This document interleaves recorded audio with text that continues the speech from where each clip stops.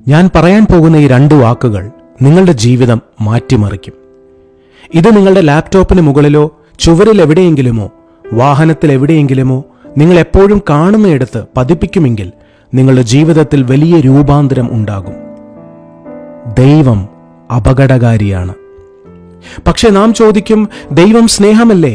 അതെ, ദൈവം സ്നേഹമാണ്, കരുണയും കൃപയും നിറഞ്ഞവൻ തന്നെ. ഇതേ സമയം ദൈവത്തെ നാം ഭയപ്പെടേണ്ടതുമാണ്. നാം ദൈവത്തെ ഭയപ്പെടാതെ ഇരുന്നാൽ അതിന് ഭവിഷ്യത്തുണ്ട് നിശ്ചയം. അവിവേകവും പരിഹാസവും എന്ന പാപത്തിൽ നിന്നും താങ്കൾ അനുതപിക്കണമെങ്കിൽ എലീശയെ പരിഹസിച്ച ബാലന്മാരെ നാം ഓർമ്മിക്കണം. ദൈവം എന്താണ് ചെയ്തത്? അവരെ കീറിക്കളയുവാൻ കരടികളെ അയച്ചു. ദ്രവ്യാഗ്രഹം എന്ന പാപത്തിൽ നിന്നും താങ്കൾ അനുതപിക്കണമെങ്കിൽ അനന്യാസിനെയും സഫീറയെയും നാം ഓർമ്മിക്കണം. പരിശുദ്ധാത്മാവിനോട് വ്യാജം കാണിച്ചതെന്ത്? അങ്ങനെ തന്നെ അവർ പ്രാണനെ വിട്ടു. ശുദ്ധിയില്ലാത്ത കണ്ണുകളുള്ള താങ്കൾ അനുതപിക്കണമെങ്കിൽ ശിംശോൻ എന്ന മനുഷ്യനെ ഓർക്കുക. ഫെലിസ്ത്യ സ്ത്രീകളെ മോഹിച്ച് വശീകരിച്ച ശിംശോൻ. ദൈവം എന്താണ് ചെയ്തത്? ഫെലിസ്ത്യർ തന്റെ കണ്ണ് കുത്തിപ്പൊട്ടിച്ചു. അഹംഭാവവും നിഗളവും എന്ന പാപത്തിൽ നിന്നും താങ്കൾ അനുതപിക്കണമെങ്കിൽ നെബുക്കദ്നേസർ എന്ന മനുഷ്യനെ ഓർക്കുക.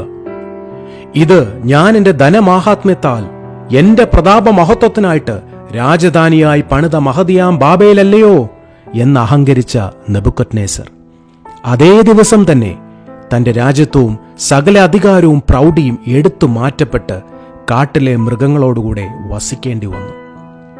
നഷ്ടപ്പെടുന്ന ആത്മാക്കളെക്കുറിച്ചുള്ള ദാഹം നഷ്ടപ്പെട്ടു എന്ന പാപത്തിൽ നിന്നും താങ്കൾ അനുതപിക്കണമെങ്കിൽ യോന എന്ന മനുഷ്യനെ ഓർക്കുക. സുവിശേഷം പറയുവാൻ കൂട്ടാക്കാതെ ഓടി ഒളിച്ച യോന.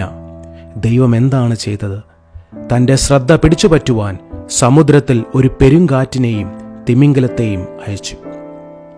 പ്രിയരെ, ഇത് നിങ്ങൾ വ്യക്തമായി മനസ്സിലാക്കുക. മേലുദ്ധരിച്ച വ്യക്തികളും നാമുമായി ഒരു വ്യത്യാസവുമില്ല. നാം പറയും, അതൊക്കെ പഴയ കാലത്തല്ലേ? ഇല്ല, ഒരു വ്യത്യാസവുമില്ല. യേശുക്രിസ്തു ഇന്നലെയും ഇന്നും എന്നേക്കും അനന്യൻ തന്നെ. താങ്കൾ ശീതോഷ്ണവാനായ ഒരു ക്രിസ്ത്യാനിയെങ്കിൽ, ക്രിസ്തുവിനോടുള്ള ആദ്യ സ്നേഹം വിട്ടുപോയ ഒരുവനെങ്കിൽ, മനസ്സ് തണുത്തു മരവിച്ചവനെങ്കിൽ, ദൈവത്തിന് ചെയ്യുവാൻ കഴിയുന്ന ഏറ്റവും ഉദാത്തമായ ഒരു കാര്യം നിന്നെ നിലത്തടിച്ച് മുട്ടിന്മേൽ നിന്നെ കൊണ്ടുവരിക എന്നാണ്.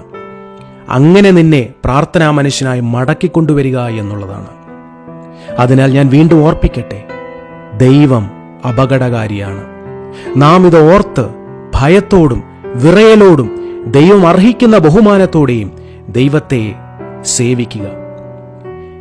ഈ ചെറു സന്ദേശം നിങ്ങൾക്ക് അനുഗ്രഹവും നിങ്ങളെ ചിന്തിപ്പിക്കുകയും ചെയ്തെങ്കിൽ ഇത് അനേകരിലേക്ക് എത്തിക്കുക. ദൈവം എല്ലാവരെയും അനുഗ്രഹിക്കട്ടെ.